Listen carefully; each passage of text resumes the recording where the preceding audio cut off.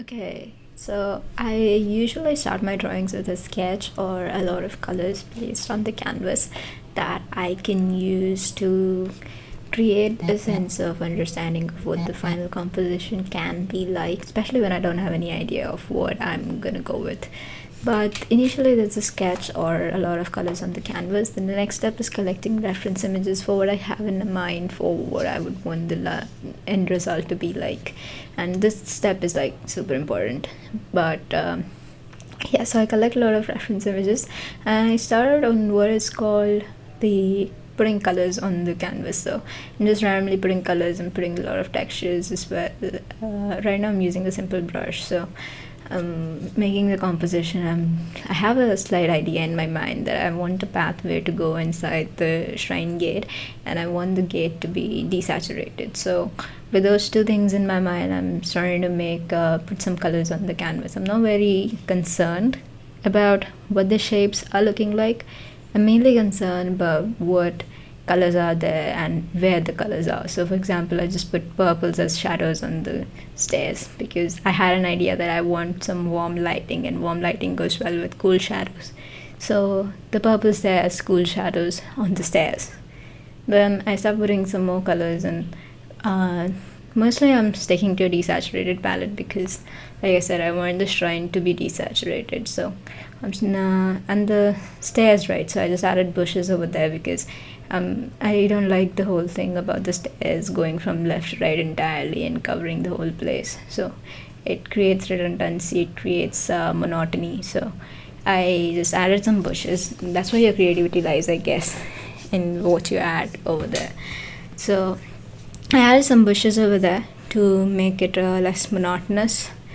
And now I'm starting to make this shrine gate brighter because that's where the point of interest is going to be. Okay, the main emphasis point is the shrine gate. So it's important to constantly zoom out and check what it's looking like, because especially when you like move on to the details, it's gonna come later, but check while zooming out and check while turning the canvas into black and white, because once you turn the canvas into black and white, it's I'm going to show you exactly where the points of interest are or how much it's blending into the environment. So it's important to keep your points of interest in high contrast so that it's visible, and the rest of the place in low contrast. So the highest contrast places are the places which grab the most attention. Even if you're working on a low contrast palette, overall it should still have a place where you can fix your eyes on, or places which catch the attention of the viewer, and the places which catch the attention of the viewer are places of high contrast. So yeah, since my shrine was blending in too much with the environment right now, I'm trying to fix it using the tools of Photoshop levels and everything else to create the background darker, and then I paint over the shrine to make it lighter. So I paint everything on a single layer, and then I keep merging those layers until the final result. Like if I'm trying something out, if I'm not sure of what I'm going to be putting on the canvas, and if I want to see the results before and after I add those changes, then I add a new layer and I add the changes on that. But otherwise, most of the painting is done on the same layer because I just blend the colors on the canvas itself, right?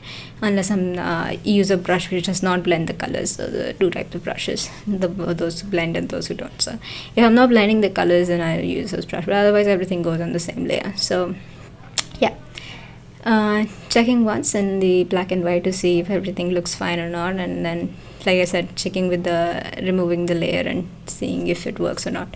So yeah, now I'm like working on the lights a bit. I know there's going to be warm, and this part is what I call shape carving. So what's happening is that I'm gonna make some shapes using the brush and put some colors on the canvas.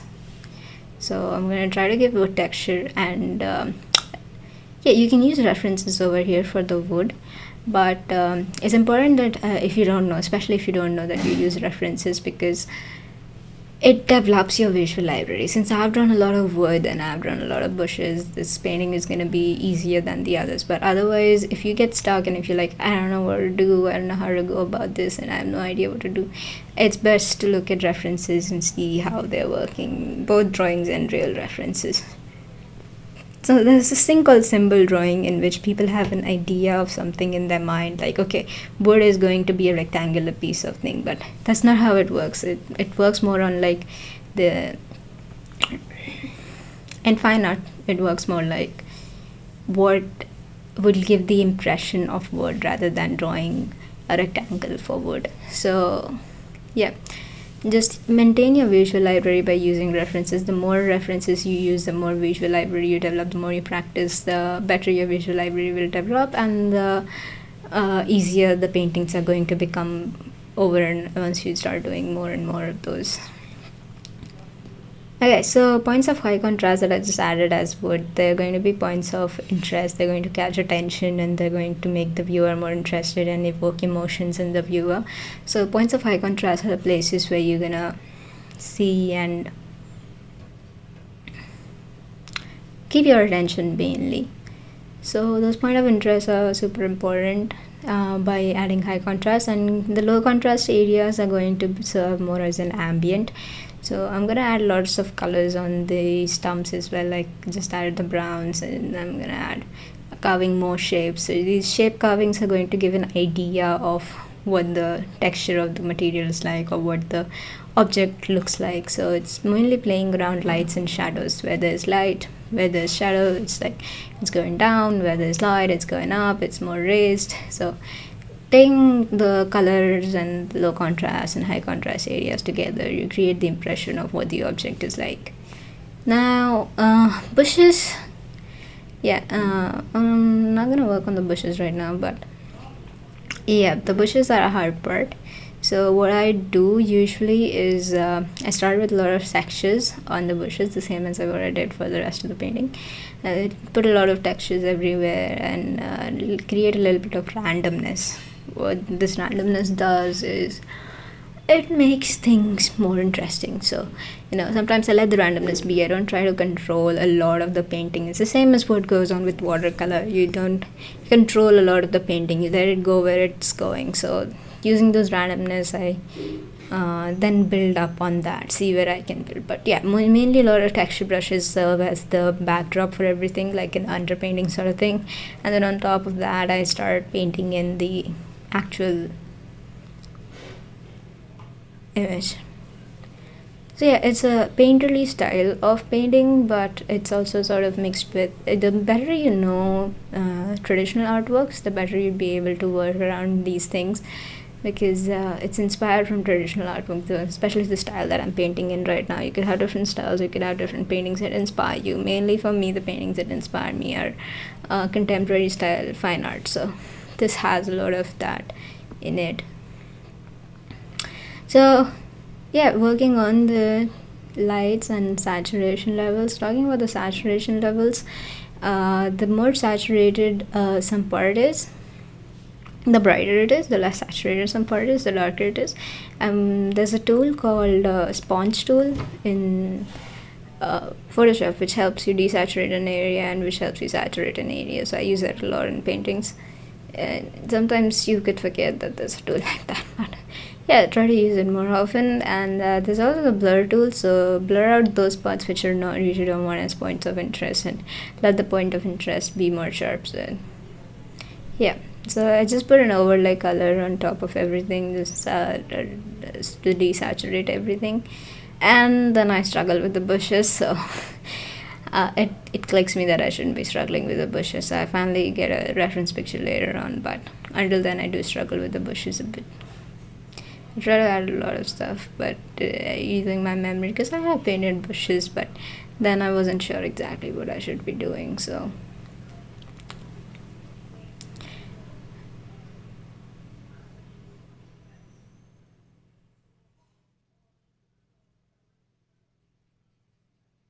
yeah, there's the reference picture.